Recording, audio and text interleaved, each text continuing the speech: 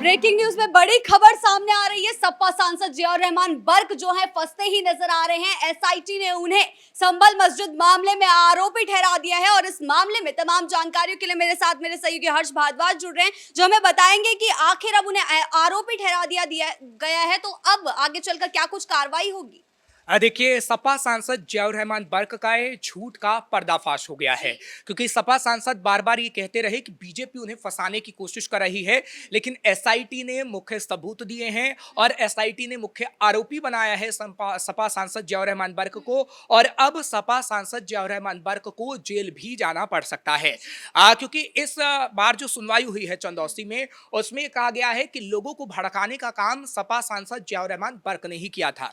जो 24 तारीख को हमने देखा था 2024 के अंदर कि किस तरीके से जब सर्वे हुआ था नवंबर के महीने में, और पहला सर्वे तो ठीक ठाक हो गया था, लेकिन दूसरा जब सर्वे हुआ तो जियाउर रहमान बर्क जैसे लोगों ने ही कुछ मौलवियों मौलानाओं को भड़काने की कोशिश की। और उस वक्त एक व्हाट्सएप ग्रुप भी बनाया गया था जो सपा सांसद जियाउर रहमान बर्क की तरफ से बनाया गया, और उसमें मौलानाओं को ऐड किया गया, कुछ कट्टरपंथियों को ऐड किया गया और कहा गया कि आप जाके पत्थरबाजी करिए और आपकी मस्जिदें शहीद हो रही हैं, आप अपनी मस्जिदों को बचाइए। ऐसा सपा सांसद जियाउर रहमान बर्क की तरफ से कहा गया था। लेकिन जब मामला सामने आया और जियाउर रहमान बर्क के लिए कहा जाने लगा कि वो भी मुख्य आरोपी हो सकते हैं क्योंकि उन्होंने भड़काने का काम किया है लोगों को, तो जियाउर रहमान बर्क ये कहते हुए नजर आए कि वो तो वहां थे ही नहीं, संभल में थे ही नहीं, तो आप कैसे उनका नाम ले सकते हैं।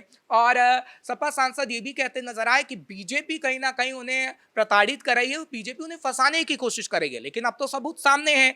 पुलिस ने पहले भी जो पोस्टर लगाए थे अलग अलग जगहों पे, उन पोस्टर में सपा सांसद जियाउर रहमान बर्क से कुछ मौलाना मिलते हुए नजर आ रहे थे, और उन्हीं मौलानाओं की तस्वीर है जो पत्थरबाजी कर रहे थे। तो इशारा तो पहले से ही हो गया था कि सपा सांसद जियाउर रहमान बर्क किस तरीके से पत्थरबाजों के साथ थे और उन मौलानाओं का साथ दे रहे थे जो कहीं ना कहीं कट्टरपंथ को बढ़ावा देते हैं और वो मौलाना पत्थरबाजी करते हैं।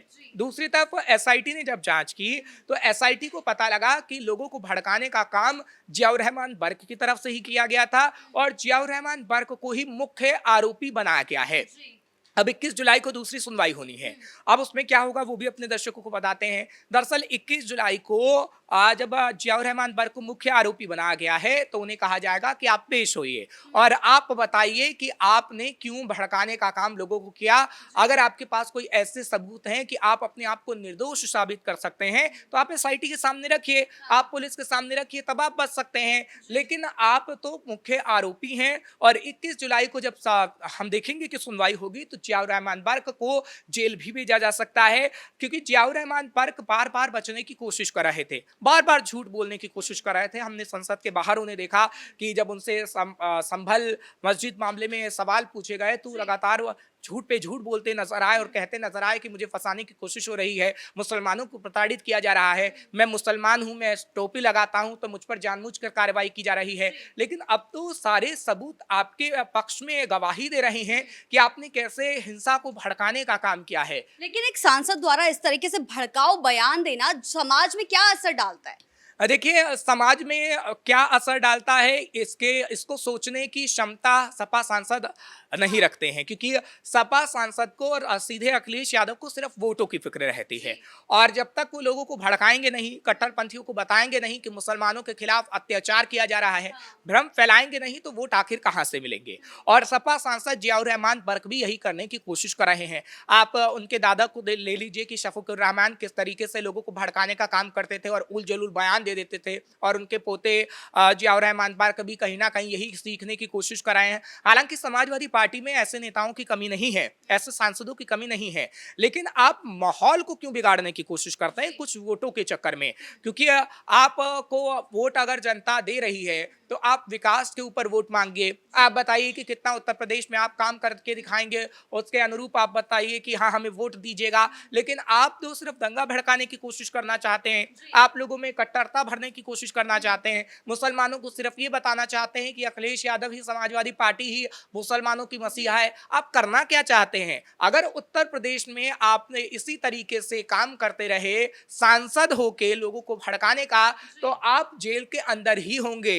अभी तो आप उत्तर प्रदेश की जेल में होंगे जब जुलाई में 21 जुलाई को जब सुनवाई होगी, लेकिन कहीं ना कहीं आपको तिहाड़ भी भेजा जा सकता है, क्योंकि ये गंभीर मामला है कि आप कैसे लोगों को भड़का रहे हैं, पत्थरबाजी कर रहे हैं। क्योंकि संभल में जो हिंसा हुई है वो कितना उत्पात वहां पर मचा था। हमने देखा था कि कैसे लोगों ने पत्थरबाजी की और कैसे हिंदू और मुस्लिम को भिड़ाने की कोशिश की गई, और सपा सांसद जियाउर रहमान बर्क ही भिड़ाने की कोशिश करते नजर आए थे। धर्म और जाति के नाम पर इस तरीके से वोट बटोरने के लिए जो बयान दिए जाते हैं, इससे क्या प्रभाव पड़ रहा है? इस तरीके के बयान ये लोग क्यों देते हैं? आखिर मतलब जब भी बात सामने आती है तो सपा द्वारा ही इस तरीके के बयान दिए जाते हैं, धर्म और जाति के नाम पे लोगों को बांटने की कोशिश की जाती है। देखिए, समाजवादी पार्टी के जितने भी सांसद हैं और समाजवादी पार्टी के जितने भी विधायक हैं, आप अगर उनके बयानों को सुनेंगी तो आपको उनके बयान ऐसे ही नजर आएंगे जिस तरीके से अखिलेश यादव बयान देते हैं। और जियाउर रहमान बर्क की तरफ से जब भी बयान दिया जाता है तो वो लोगों को भड़काने का वाला ही लगता है।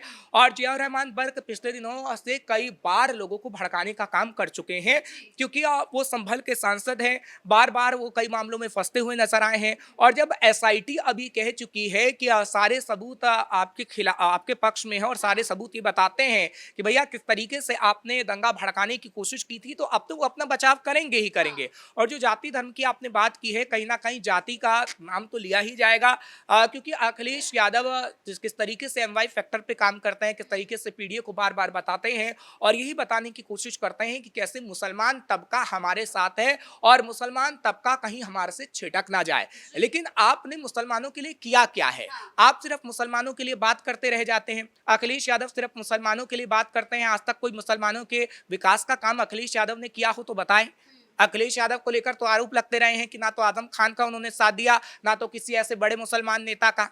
अब तो सपा सांसद जियाउर रहमान बर्क को जब अखिलेश यादव आगे कर रहे हैं तो सपा सांसद जियाउर रहमान बर्क तो महफिल लूटना ही चाहते हैं, और वो चाहते हैं कि कैसे लाइमलाइट पूरी लूट ली जाए और समाजवादी पार्टी में एक ऐसा सपा सांसद जियाउर रहमान बर्क चेहरा बन जाए जो आजम खान से बड़ा हो जाए। तो एक रणनीति है, और रणनीति के तहत ही हम देख रहे हैं कि सपा सांसद जियाउर रहमान बर्क को अखिलेश यादव आगे कर रहे हैं, ताकि सपा सांसद जियाउर रहमान बर्क लोगों को भड़काने का काम करे और लोगों में ये भ्रम फैलाया जाए, उनका माइंडसेट कर दिया जाए कि बीजेपी मुस्लिमों के खिलाफ है। अगर कोई काम कर रहा है मुसलमानों के लिए तो वो अखिलेश यादव कर रहे हैं, और इसी को लेकर दंगा भड़काने वाले लोगों के साथ, जैसा कि अभी कथावाचक कांड में भी कहा जा सकता है कि वो लोगों को भड़काने की कोशिश कर रहे थे, बीजेपी पे बड़े निशाने भी साध रहे थे, तो इसको लेकर क्या कहेंगे? देखिए, काम ही अखिलेश यादव ने अपने सांसदों को ऐसा सौंप रखा है, खुद बीड़ा उठा रखा है कि सिर्फ और सिर्फ लोगों को भड़काने का काम करेंगे। क्योंकि हमने देखा है किस तरीके से जब ब्राह्मणों के खिलाफ उन्होंने बोला तो उन्हें काले झंडे तक आजमगढ़ में दिखाए गए हैं। लेकिन अखिलेश यादव सिर्फ और सिर्फ लोगों को ये बताने की कोशिश करते हैं कि बीजेपी के खिलाफ आप रहिए, बीजेपी आपके खिलाफ काम कर रही है। अगर कोई काम करने वाला व्यक्ति है तो वो अखिलेश यादव ही है। लेकिन अब अखिलेश यादव की मंशा को हर कोई समझ चुका है, क्योंकि जैसे अखिलेश यादव के सांसद और विधायक फंसते हुए नजर आ रहे हैं और उनके खिलाफ मामले सामने आ रहे हैं जो ये बता रहे हैं कि कैसे लोगों को भड़काया जाता है, जो ये बता रहे हैं कि कैसे लोगों को बांटने की कोशिश की जाती है, तो अब लोग बटेंगे नहीं। क्योंकि योगी आदित्यनाथ तो पहले ही कह चुके हैं कि कटोगे तो बटोगे तो कटोगे। ये उनका नारा तो पहले ही हमने देखा कि उत्तर प्रदेश में कितना वाहवाही बटोर चुका है।